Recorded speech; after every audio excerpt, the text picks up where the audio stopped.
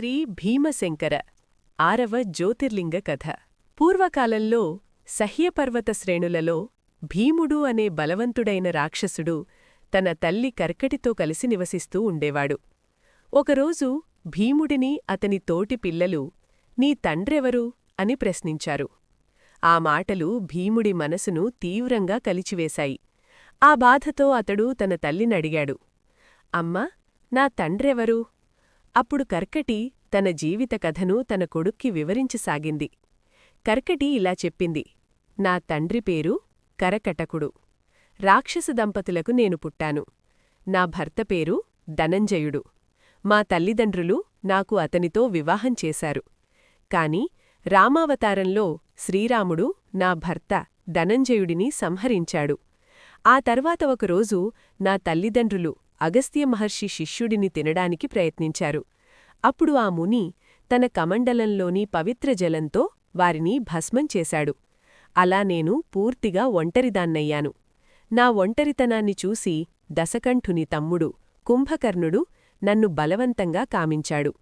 ఆ పాపఫలితమే నీవు నా కొడుకా అని కన్నీళ్లతో చెప్పింది కర్కటి. ఈ విషయం తెలుసుకున్న భీముడు కోపంతా మండిపోతూ వారిపై పగ తీర్చుకోవాలి అని నిర్ణయించుకుని ఘోర తపస్సును ప్రారంభించాడు. కొద్ది రోజుల తపస్సుకు బ్రహ్మదేవుడు ప్రత్యక్షమై వరమిచ్చాడు.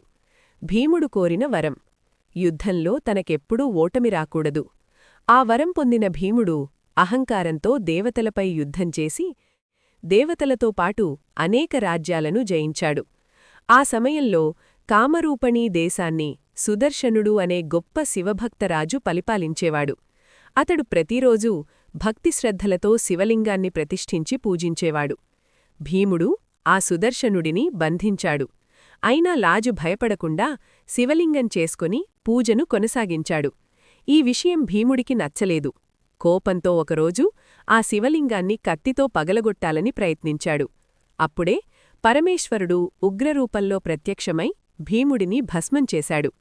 తరువాత భీముడి తల్లి కర్కటి శివుని సన్నిధికి వచ్చి ఇలా ప్రార్థించింది, స్వామీ, నా కొడుకు ఘోర తపస్సు చేశాడు.